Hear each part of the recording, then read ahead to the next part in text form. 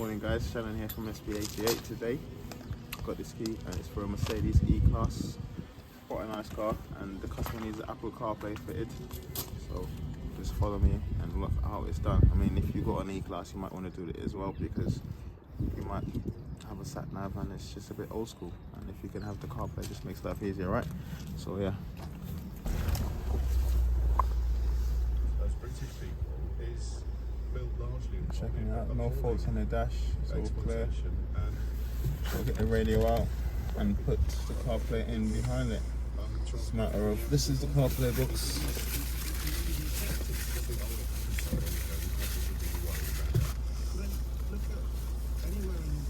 So it's the MMI box. In my hand here is a GPS aerial or antenna. I'll go on there. Then inside of this box, you've got the intermediate loom. So this loom here is going to go from the radio to the screen in between. And then this one goes between the radio and connections, and then plugs into this box. And this one here is a USB cable that's going to get run into the glove box. Oh, happy days, it's actually got an option to add a reversing camera as well. So the last few that I done didn't have that. I thought it'd be good. So if you don't have a reversing camera, this is a good way to get one integrated into the car, because normally they're really expensive to do otherwise. Even though this is still not the cheapest option, it's a good idea to bear in mind. Let's figure out how to take this radio out quickly, and then you'll have a how-to on how to remove the radio on the E-Class as well.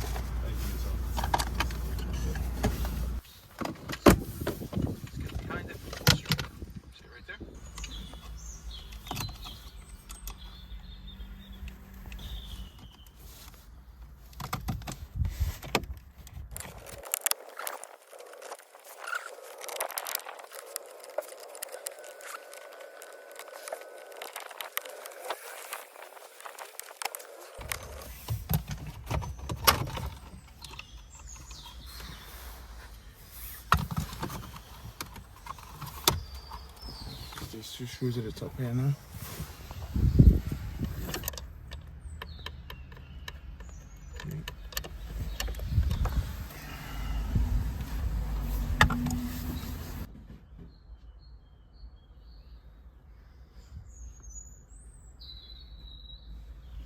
A little tool like this, so you can go in.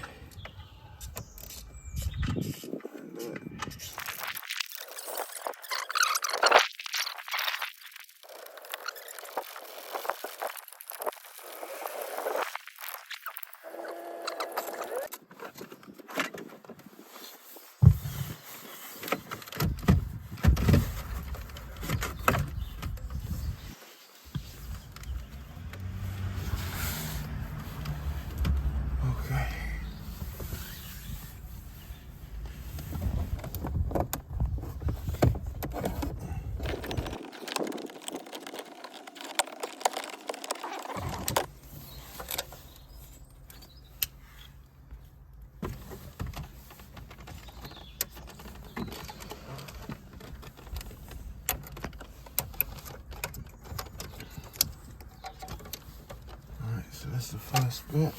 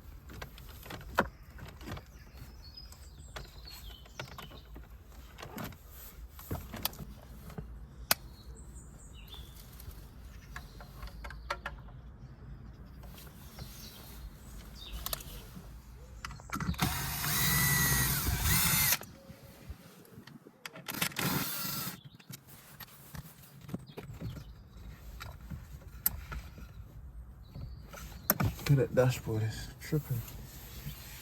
Main beam's coming on and off.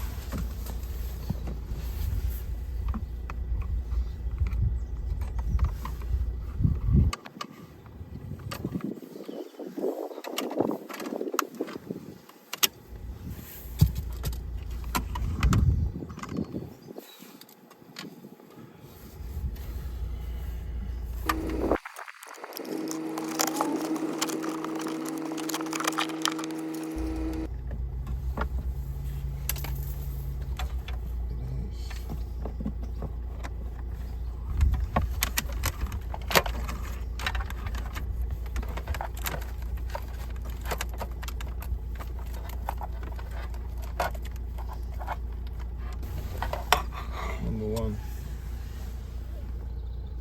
on. Number 2 and it's up.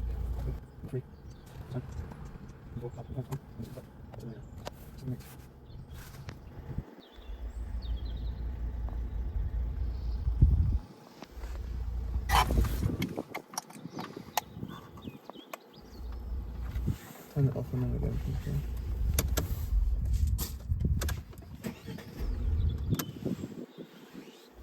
Sorry, it's not doing that crazy. Started. Well, the screen's not coming up. No, it started now, so I mean the last time it was like better than nothing. yeah.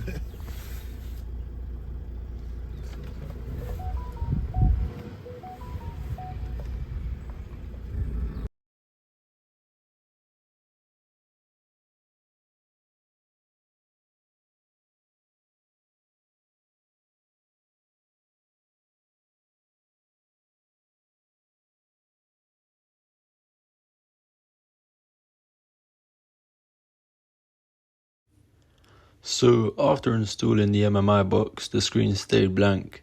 We weren't sure of what the cause could be, but for the next hour or so we was trying different combinations on the toggle switch for the DIP settings. However, no luck for any of them.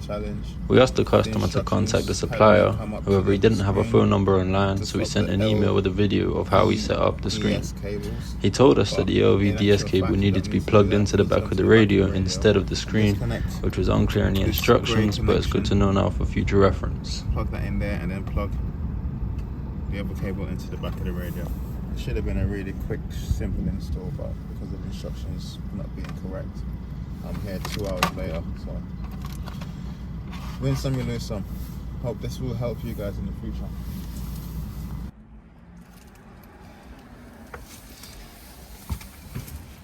Forget. I always walk off and forget. You can play iPhone on.